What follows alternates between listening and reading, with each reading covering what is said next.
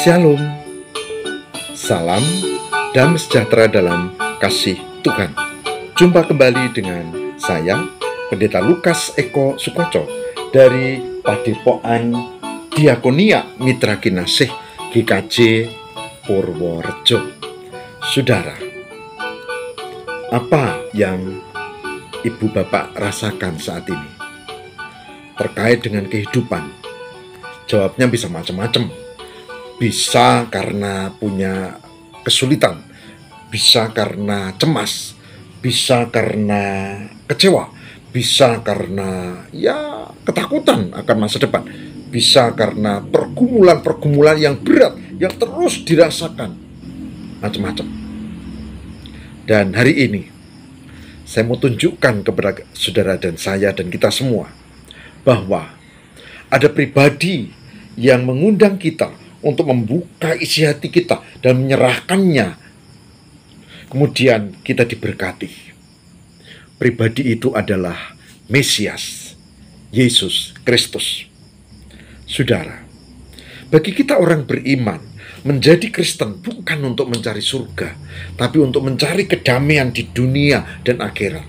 Dan kita datang tidak kepada agama, tapi kepada yang empunya surga, yaitu Tuhan, yang mengutus Mesias, Yesus Kristus, sebagai Al-Masih, sebagai Juru Selamat.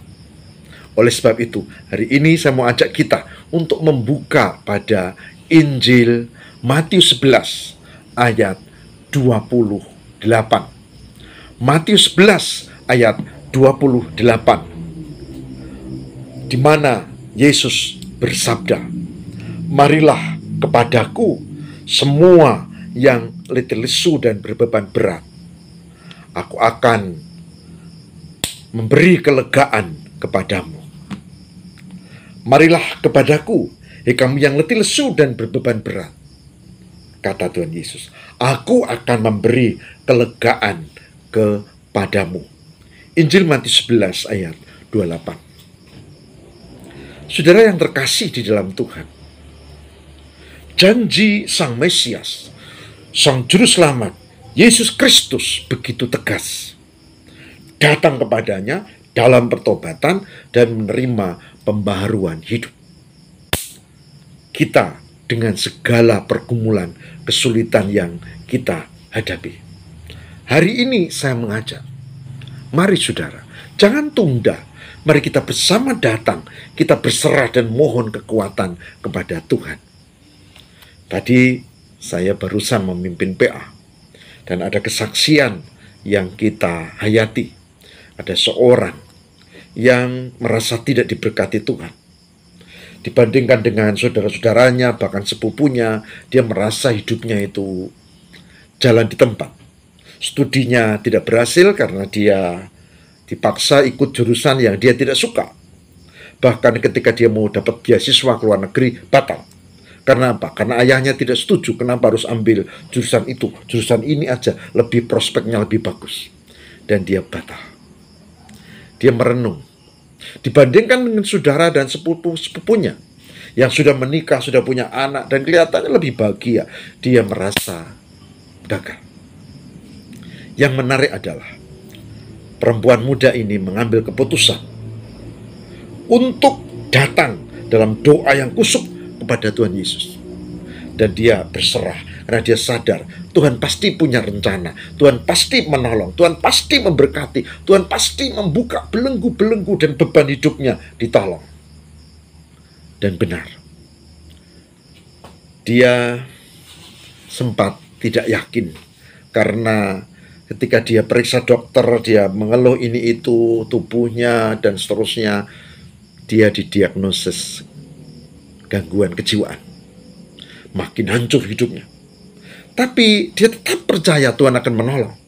Sampai suatu saat dia ketemu dengan orang yang ternyata psikolog dan mau mendampingi dengan sukarela, tanpa biaya. Dan dia kembali menemukan kehidupannya. Singkat cerita, dia menemukan karya Tuhan. Dia yakin psikolog ini diutus Tuhan. Dan dia menata hidupnya, dia berserah. Dan sekarang begitu kesaksian yang tadi kita dengar, dia hidup lebih baik. Dan dia menghayati kehidupannya di dalam Tuhan.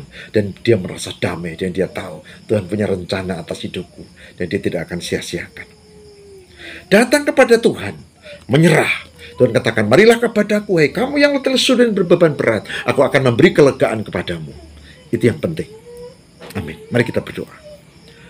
Tuhan, beri kami keyakinan bahwa Tuhan tetap mengasihi kami dan Tuhan sanggup menolong kami.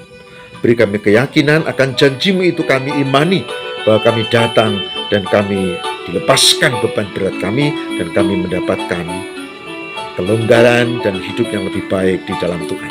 Terima kasih Tuhan, kami bersyukur atas firman hari ini dan kami diingatkan untuk tetap mengingat Tuhan. Demi Kristus pengantara kami. Amin.